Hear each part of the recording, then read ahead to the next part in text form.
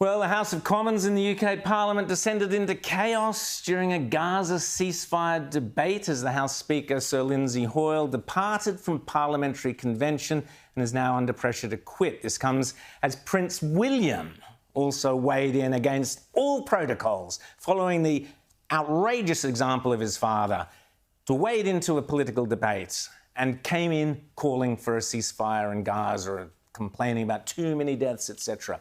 Well, here to tell us more about what is happening in the UK, Esther Krakow. Great to see you, Esther, as always. Let's kick off with Prince William. I mean, we spoke earlier about King Charles and his climate change activism. That was a few months ago. Now you've got Prince William wading in like no monarch has ever done, expressing political points of view on a foreign policy issue. What's been the reaction in the UK there, Esther? So Prince William released a statement after a visit to the British Red Cross in London, asking for effectively a humanitarian pause. He didn't use the word ceasefire because that would have been tone deaf, and there would have been many questions arising, like, you know, if Hamas is not going to pause, why should we? So he effectively called for the release of the hostages, but also a pause so that humanitarian aid can get into Gaza. Now, he did try and be balanced in his letter. However, that does raise the question of what kind of king will he be, future king, but also whose footsteps is he walking in as the Prince of Wales? Clearly his father's, because his father as the Prince of Wales was known for his environmental activism. He was very vocal about his political beliefs, and he wasn't afraid to ruffle some feathers in a way that was very much unlike the Queen. But he seemed to have gotten away with it, because now that he is king, he has decided to jettison all of that. He didn't attend COP27. He's been quite mute on political issues, which some will say, what's the point? Because we already know what he thinks. But at the end of the day, as the monarch, it would be improper for him to comment on political issues. I think Prince William is trying to use his position as the Prince of Wales to kind of emulate his father's stance in a way. Now, Prince William did get approval from the government to release that statement. I think that's probably why it was as neutral as it can get on this. But it is more about the precedent that it sets. Of course, you know, the Israel-Gaza. But Esther, very, James.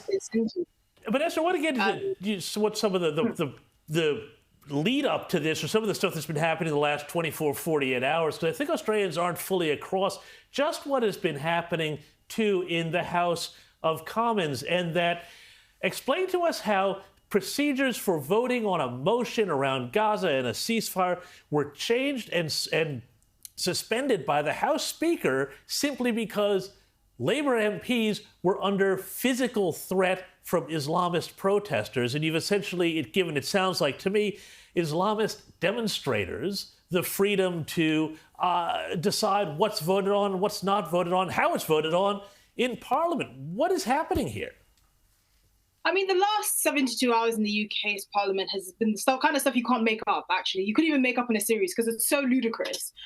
So this giant virtue signaling exercise over the votes in Gaza, which is precisely what it is. It's not like the vote in Gaza is going to have any impact on actions there. You know, we can't vote on Australian taxes. Why do you think you can vote on what happens in Israel and Gaza? But anyway, there were pro-Palestinian protesters outside of Parliament just when the vote was about to happen. And Sir Keir Starmer pulled Lindsay Hoyle aside and had some words with him. Now, we don't know what exactly that conversation entailed. Some are saying that Keir Starmer actually threatened the Commons Speaker to actually get rid of him at the next election when Labour are expected to win if he didn't back Labour's amendment motion. So ordinarily the SNP, the third largest opposition party, third largest party in Parliament, but the second largest opposition, had come up with a motion to debate. And parliamentary procedure wouldn't actually have you debate an amendment proposed by Labour, who are also in the opposition, when the government has also proposed its own its own amendment.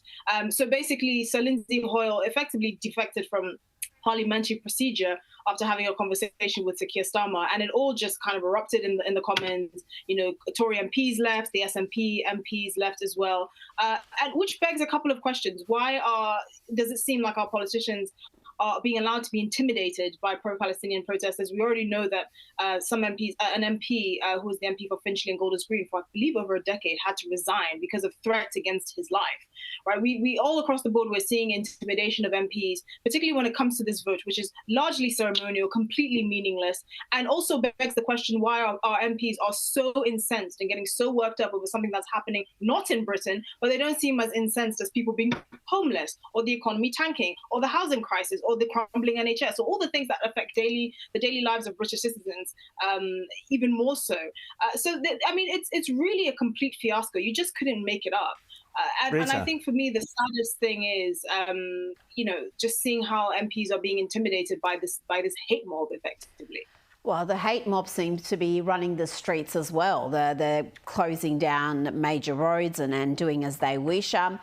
Tell me about what's happening with Liz Truss. She was Prime Minister for about 5 minutes. She's always been seen as a bit of a wet from the sort of the left of the Tories, but she seems to now be cozying up to Nigel Farage, suggesting he again becomes active politically. And what's happening there? Because I do look at the British political scene and worry about what choices people have. You've got the Tories who've been hopeless for so long, and they really are faux conservatives, and then you've got Labor who have really gone radical left. So tell me about the upcoming election and whether Nigel Farage will feature.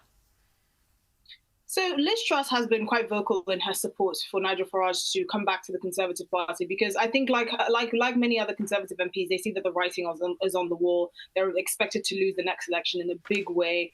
Liz Truss is going to launch this week her Popular Conservative Movement, which is supposed to be a pressure group within Parliament amongst Conservative MPs to put pressure on Rishi Sunak's government, particularly when it comes to issues like immigration and taxation.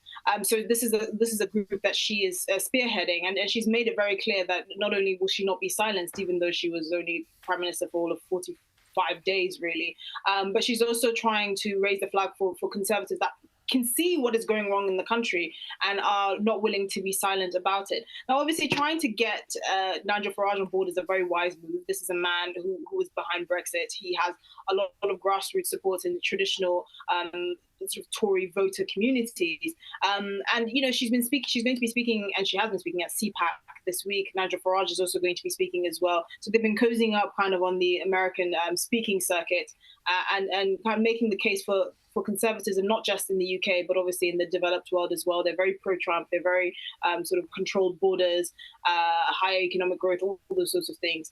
So it seems like a match. And really, it's kind of the Tories' last hope. I mean, like you said, there's really not much difference between the Conservatives and the Labour Party at the moment. It's just they're both kind of the poor man's Blair imitation act. Yeah, exactly. Just quickly before we go, I'm going to play you this clip of Liz Truss basically saying that she never, even as Prime Minister, she never got to run the country. Have a quick listen to this. What I found out when I got into number 10 is I thought that if I got to the top of the tree, I would be able to implement those Conservative policies. And what I discovered was that I was not holding the levers. The levers were held by the Bank of England, by the Office of Budget Responsibility. They weren't held by the Prime Minister or the Chancellor. And I think that's a massive, that's a massive problem.